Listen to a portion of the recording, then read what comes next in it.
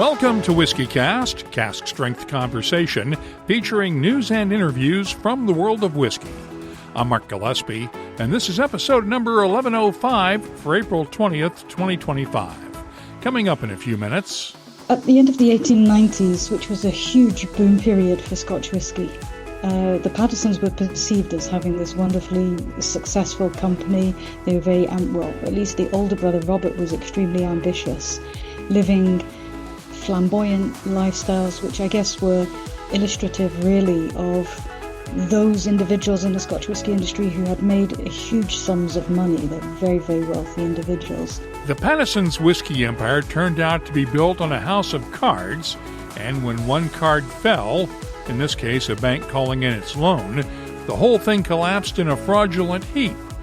Justine Hazelhurst spent 4 years researching the Pattison family's history for her new book, Opening the Case, The Affairs of Pattison's Whiskey, and notes the similarities between the fraud that brought down the Pattisons and what we're seeing in today's cask sales market.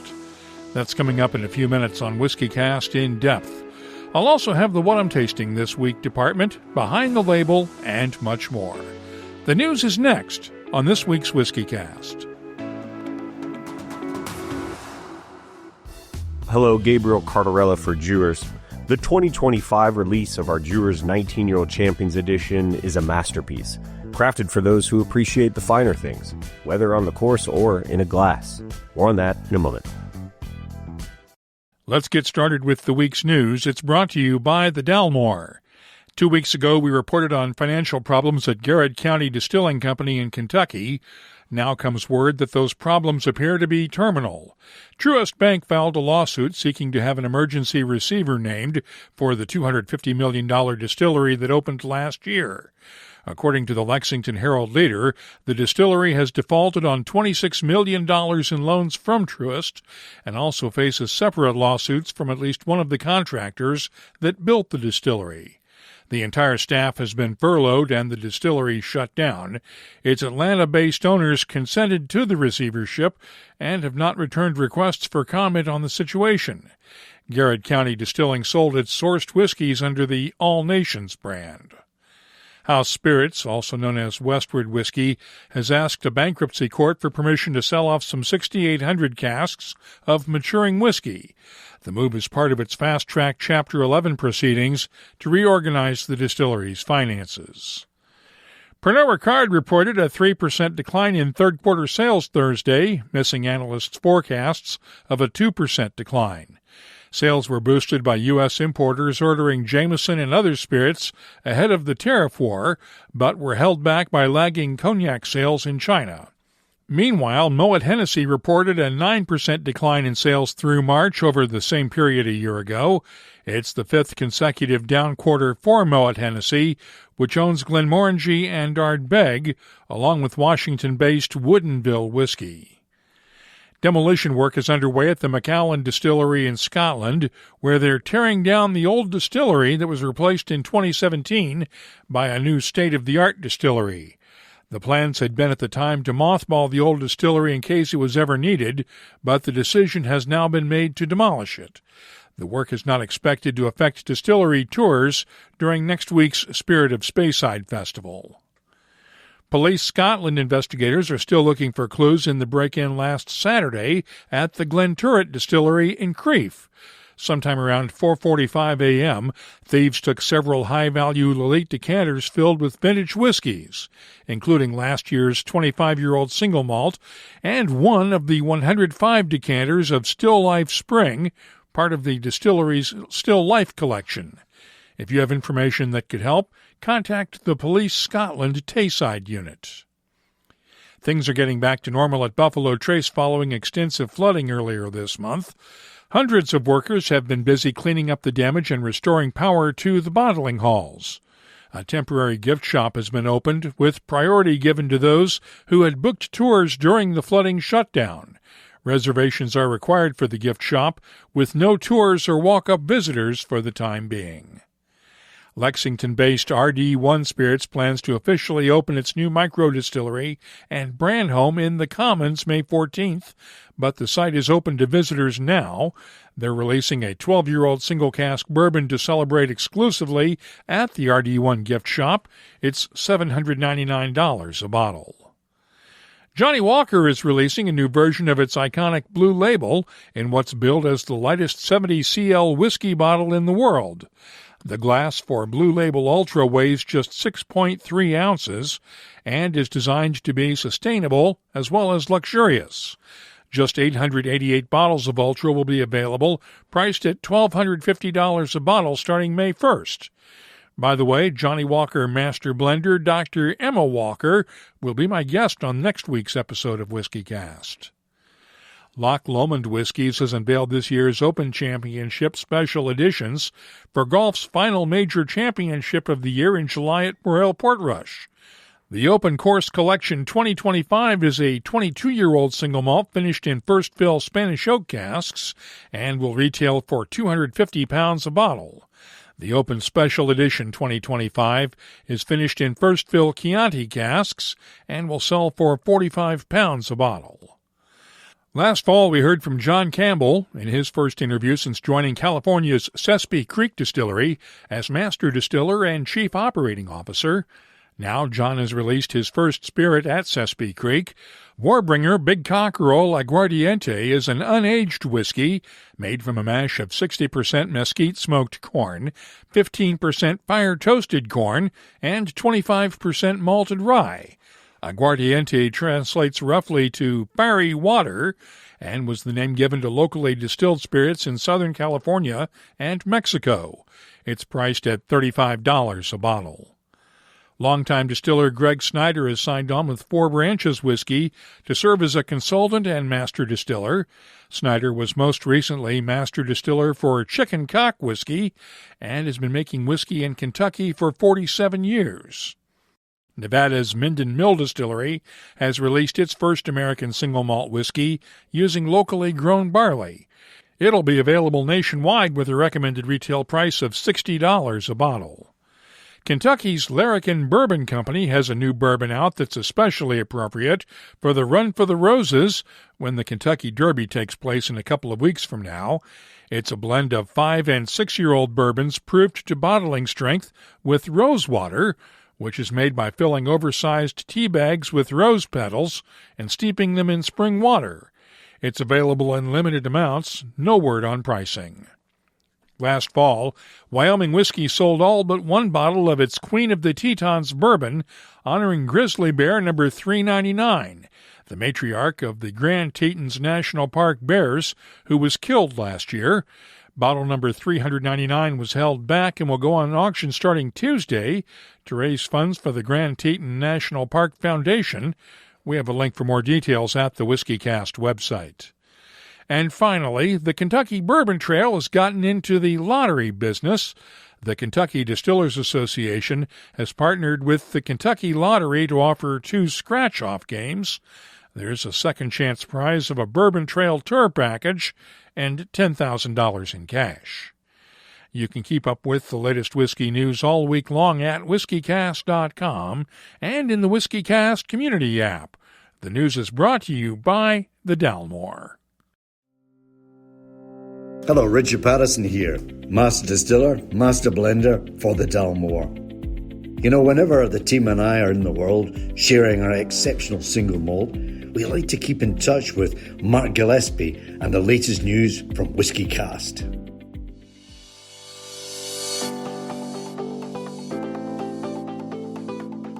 Let's check the calendar now and see what's happening around the world of whiskey. The Nth gets underway Wednesday in Las Vegas. The Miami Whiskey Mash is this Saturday in Coral Gables, Florida. The Kentucky Bourbon Festival's annual Distiller Dinner features Angel's Envy Master Distiller Owen Martin this year, and it's on the 30th in Louisville. The Spirit of Speyside Festival gets underway on the 30th and runs through May 5th. Tickets are still available for some festival events. And the Spirit of Toronto Festival is May 3rd in Toronto. If you're organizing a whiskey event, let us know about it. We'll add it to the calendars at whiskycast.com and in the WhiskeyCast community app. Dewar's 19-year-old Champions Edition is more than just exceptional whiskey. It's a tribute to the U.S. Open Championship. Each year's limited edition release is crafted to honor the host course, integrating its spirit through a unique cask finish. For the 2025 tournament at Oakmont in Pennsylvania, Dewar's continues this tradition with an exceptional 19-year-old whiskey, double-aged, then finished in a way that nods to Pennsylvania's long-standing connection to apple brandy. Created by six-time Master Blender of the Year Stephanie McLeod, this year's edition is finished in Calvados apple brandy casks, imparting layers of green apples, apricots, citrus, warm spice, and a touch of honey. This isn't just a tribute, it's a masterclass in blending. Seek it out, savor every drop, and trust me, you'll be glad you did. Please enjoy responsibly. Copyright 2025, Dewar's is a trademark. Imported by John Dewar & Sons Company, Coral Gables, Florida. Blended Scotch whiskey, 43% alcohol by volume. The late 1890s were a golden time for Scotch whiskey until it all collapsed in a heap of overproduction and fraud. At the heart of it were the Pattison brothers, Robert and Walter, whiskey brokers who built an empire in Leith that everyone thought was successful until the one day when a bank called in a loan that the brothers couldn't repay. It sent their house of cards tumbling and eventually sent the Pattison brothers to prison. Justine Hazelhurst spent 4 years researching the Pattisons and their tale of fraud and deceit for her new book, Opening the Case, The Affairs of Pattison's Whiskey. She joins me this week on WhiskeyCast In Depth. What prompted you to write this book in the first place? Well, back in 2017, I started something called the Leith Whiskey Trail. And that was maybe my introduction to the Pattisons, because they were a huge business based in Leith. And that's pretty much how I got to know them. Then during lockdown, most of my businesses involved in-person events, so I couldn't do anything during the pandemic. So I thought I'll just use my time a little bit more constructively rather than attending Zoom tastings every night. And I traced the entire Pattison family tree. So I was doing some more research into the Pattisons for the Leith Whiskey Trail and decided to trace the entire Pattison family tree. And out of that, I discovered Walter Pattison's great-grandson. And I met up with him. And he had all of the old photo albums, some of Walter Pattison's belongings.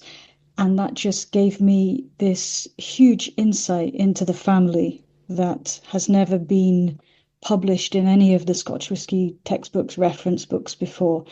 And it made me realize that these were real people, not just a name that's referenced, as I said, in textbooks, etc., talking about the history of Scotch whisky. They were real people, and there were more than two of them. They were a huge family. So this afforded me this wonderful insight into the family, and I just became obsessed, I guess. And this was a total passion project, which I then spent the best part of 4 years researching and writing.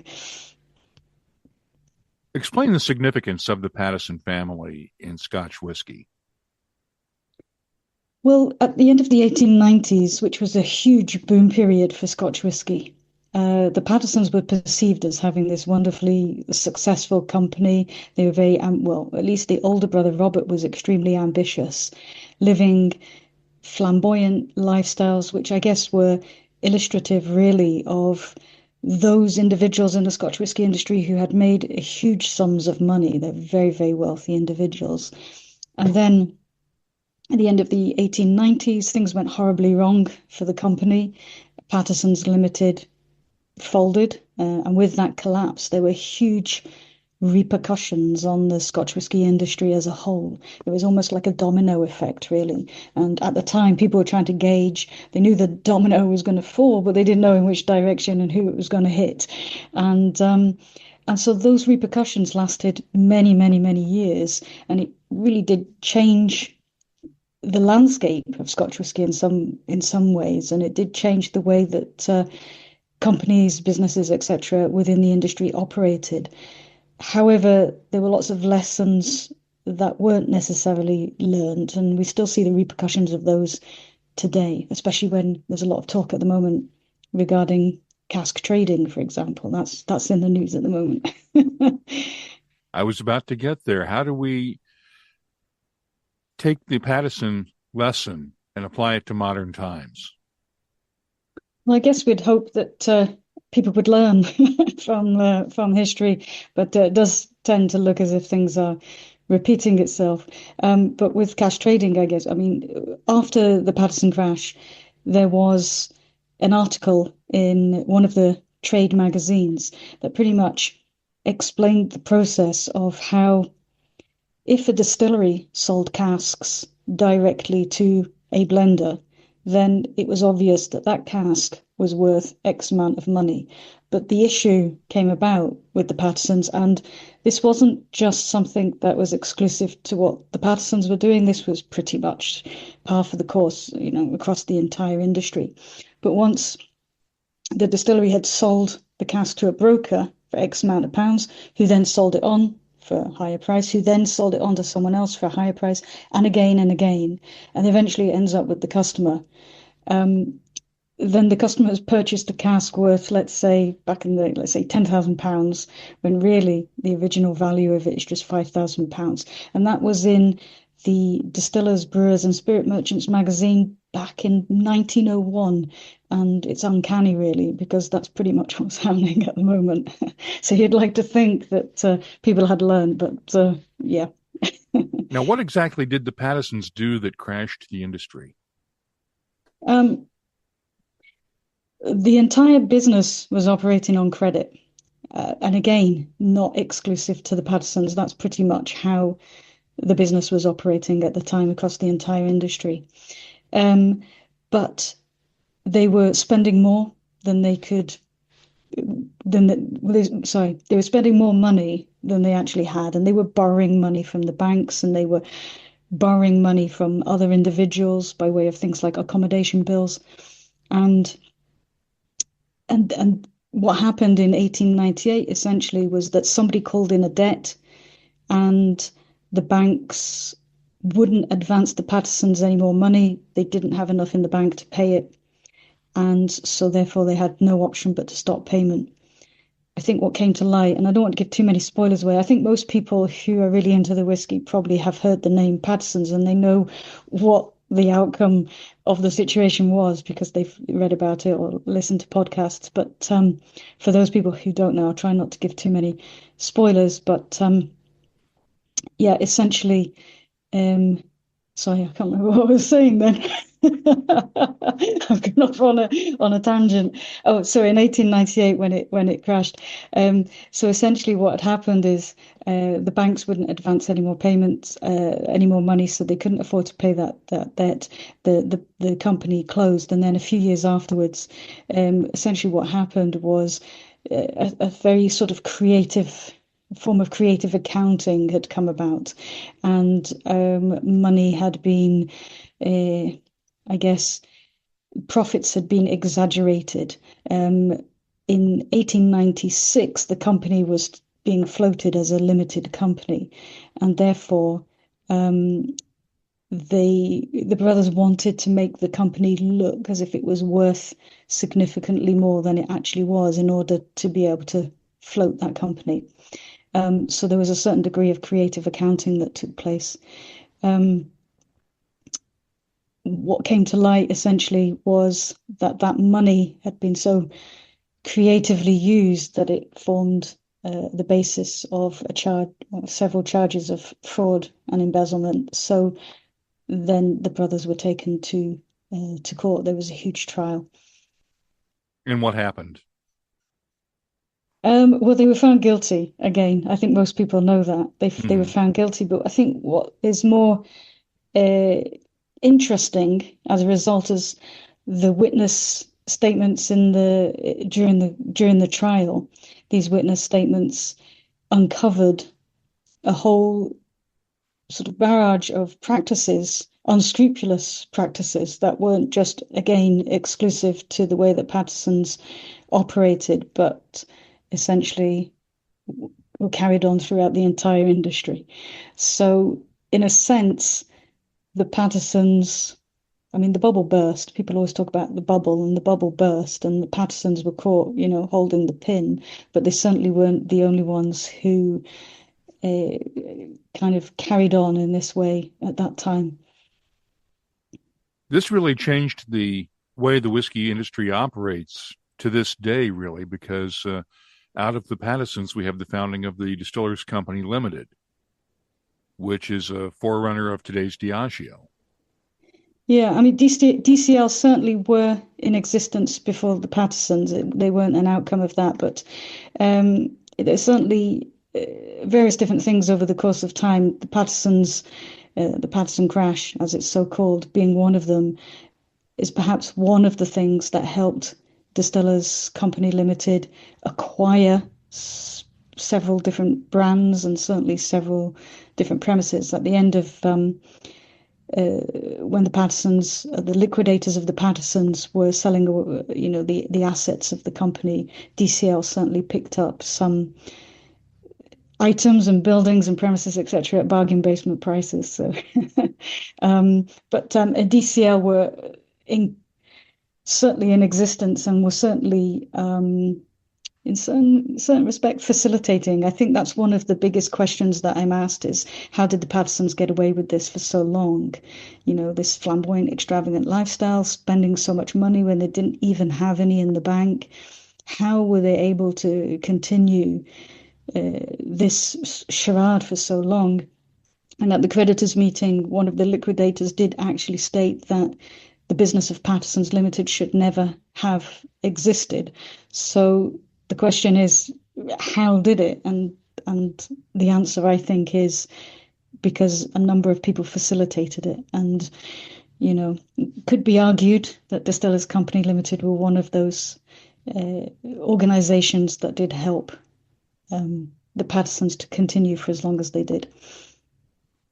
What did you learn writing this book that you didn't know before? That it's actually incredibly hard to write a book. Yeah, I mean, it's this kind of knowledge of, there's so much information out there. There's so much that the book itself, in its original form, when I first wrote it, it's probably twice the length that it is. And the key was, what do I take out? So this, I think if you're a whiskey geek, if you're a real whiskey enthusiast, you just go into this and everything is fantastic. You learn so much. But to try and keep it on track and try and keep focus, one of the things I found was that, less is more sometimes. So that was a difficult choice to make with the actual process of writing the book. From a history point of view, a Scotch whisky history point of view, certainly that the Pattisons, they're mixed stories. A lot of people talk about how the Pattisons were scapegoats for something that perhaps was inevitable, was going to happen, and they certainly weren't the only ones involved in all of this, but they were the ones who got caught. And I think learning a lot from what I've researched, that definitely was the case, that there were certainly many, many others who were involved who perhaps couldn't be defined as criminals in the same way that the Pattisons could, but they certainly were guilty of unscrupulous practices, let's put it that way. You met with one of the Pattisons' descendants, as you mentioned earlier. Yes. How do they feel about their role and their family's role in Scotch whisky history? It was quite interesting because when I met David for the first time, I'd contacted him because I'd got a name and an address off a death certificate. So just through traditional snail mail, I'd sent this random letter to him, included my email address, and just asked him if he had any information, if he could get in touch. And sure enough, he did. And he must have thought that was, this absolute bonkers letter, this absolute bonkers person asking me for all of this information. But when I went to meet him for the first time, he had heard bits and pieces, but he didn't know the full story. So I think he was really intrigued and quite excited, really, that, this person, his great-grandfather, was going to feature in a book. And so the more they found out, Yeah, I mean, he's quite interested in the whole thing, but he's not a Scotch whisky enthusiast, as I would put it. He likes a dram, but I wouldn't call him a whiskey geek or a whiskey enthusiast. But he's quite pleased that his great grandfather is now sort of featuring in a book and uh, various different magazine articles, etc. Where is the book available? On my website. So if people go to the website, caskwhisky.com, then they can order it from there. It's a print-on-demand service, so it's not Amazon. It's not going to be next day delivery. It'll take maybe a week or so to get to you. But that's at the moment the only place you can buy it online. And if anybody is in Scotland, they can buy it from various different distillery shops. And I've put a list of those on the website as well. So if you want to save a delivery charge, then you can buy it from some of the visitor centres and some of the distilleries. And that's Cask with a K, right? Cask with a K, yes. Yes, I have to maybe rethink this after the various different issues at the moment with another company called Cask Whisky Limited, but that was Cask with a C. What's next? Um, well, when I was thinking of writing this book, as I mentioned, there was so much information. It was like, what do I keep in? Well, more or less, what do I take out? So there's plenty of material for future books. But the repercussions of what happened at the end of the 1890s were huge, and as we've just said, still continue. So I would actually like to. I've got two more books in my head, which is quite ambitious, bearing in mind this is the first book I've ever written and not entirely sure what I'm doing. But anyway, and so the next book, I think, is going to be on the case that was called What is Whiskey? That took place sort of 1906, 1908. And there are direct links between that and the unscrupulous practices that I mentioned that were taking place at the time of the Pattisons. And that are taking place to this day. Very likely, yes. I mean, with the what is whiskey, it was more a question of what constitutes whiskey or what constitutes Scotch whiskey. How can it be defined? And a lot of what the Pattisons were doing, and others as well. And that was one of the things in the trial. The witness stated when questioned about this practice with Pattisons Limited, the witness basically said, well, everybody does this. So this was, across the entire industry. So the What is Whiskey case went about defining what can be and what can't be called Scotch whisky, and direct links to what was going on with Pattisons Limited at the time. Are you having fun with this? Yes, I am. And for a long time, I very selfishly was researching into the Pattisons, not with the intention of writing a book. And I was very reluctant to share all of this information with people because I'd spent 4 years with all of these wonderful individuals, these characters, and some of them I'd never even heard of before, because a lot of people talk about the Pattisons and they think they're just two brothers, but they were a huge family. And some of the stories of some of the siblings were just quite wonderful. And they're all in the book. And so I kind of selfishly wanted to keep them to myself. But then eventually I was like, no, I'll get the book out there. And at some point I was talking to Dr. Nicholas Morgan, and I said, I don't know if I really want to finish it. I'm super enjoying writing it. And he said, no, you have to set yourself a deadline and you have to finish it and you have to get it done. So that's exactly what I did. But yes, it's great fun. It's wonderful. Some of the stories, what I think I love about it is you just couldn't make this stuff up. It happened, and some of the stuff sounds preposterous. You couldn't make it up. It's wonderful stories. You'll find a link to caskwhisky.com at the WhiskyCast website, and in this case, it's Cask with a K. Thanks to Justine Hazelhurst for joining me this week on WhiskyCast In Depth. Let's start off the What I'm Tasting This Week department with the new 25th anniversary edition of Compass Box's Flaming Heart Blended Malt. This one has a lot of Lafroig in the blend, and it's bottled at 48.9% ABV. The nose has touches of cinnamon apples, a hint of peat smoke, orange peel, raspberries, and apricots. The taste has a gentle peatiness along with clove and black pepper spices, dried fruits, and a slight ashiness, and the finish is long and smoky with a touch of spice. I've said before that I've never had a bad whiskey from Compass Box, and this one keeps that streak alive. I'm scoring the 25th anniversary Flaming Heart a 94. Next up, the Green River Kentucky Straight Bourbon. This one is bottled at 45% ABV, and the nose is full of caramel candy, baked apples, soft spices, and hints of oak and honey. The taste has subtle touches of cinnamon and black pepper, along with baked apples, peach pie, and honey notes. The finish is long and spicy with a touch of oak, and I'm scoring the Green River Bourbon a 93. Last week, I mentioned the new Breckenridge Whiskey Cognac Cask Finish Bourbon during the news, and I received a sample this week. It's bottled at 49% ABV, and the nose has touches of cooked fruits, honey, caramel, a hint of nutmeg, and soft spices. The taste has a good balance of spices and fruity character, with notes of white pepper, stewed prunes, raisins, and nutmeg, and the finish is long and fruity. I'm scoring the Breckenridge Whiskey Cognac Cask Finish a 92. I'll be adding these tasting notes to our searchable list of nearly 3,900 different whiskeys from all over the world. Check it out this week at whiskycast.com. Let's open up the inbox now and see what people are talking about this week in our community segment. I posted on social media earlier this week that I'd be talking with Justine Hazelhurst on this week's show, and several people commented on the book. This from Michael Lord on Facebook. After all the times I've referenced the Pattisons in tastings, it was fascinating to get some hard facts on what actually happened. I still don't understand what they were thinking. Greed? Stupidity?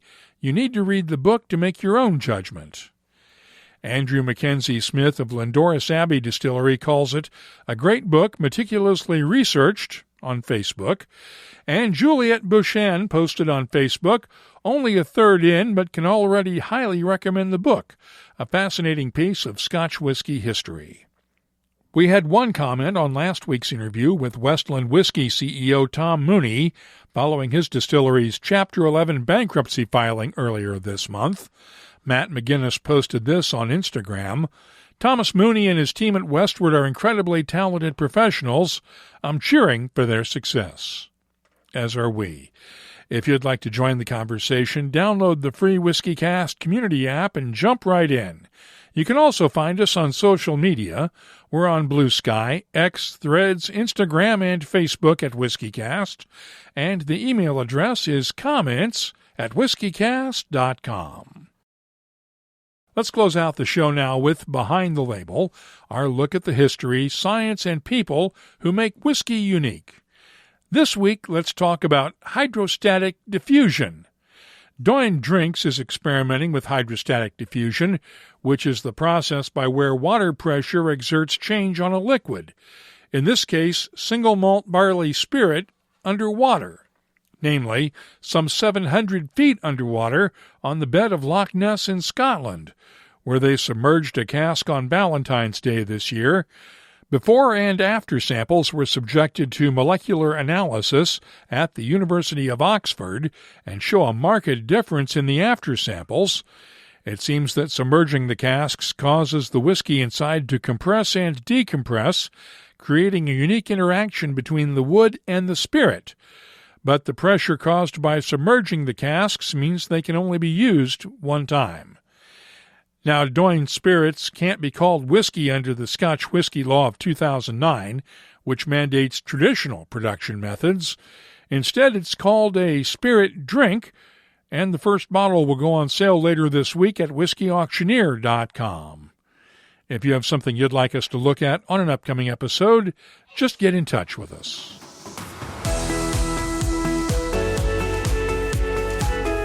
That's all for this episode of WhiskeyCast. You'll find links for the stories in this episode in our show notes at whiskycast.com. That's also where you'll find the latest whiskey news, my tasting notes, the calendar of events, and a complete archive of past episodes going all the way back to 2005. Get in touch with us. Download the free WhiskeyCast community app from your app store or look for us on social media.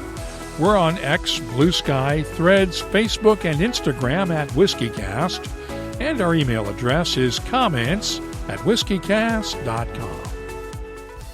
Discover the 2025 limited release of Dewar's 19-Year-Old Champions Edition, finished in Calvados apple brandy casks, a perfect fusion of craftsmanship and tradition. Here's to great whiskey and a game that inspires it. WhiskeyCast is a production of Cask Strength Media, copyright 2025, and comes to you from the charming, yet regrettably dry town of Haddonfield, New Jersey.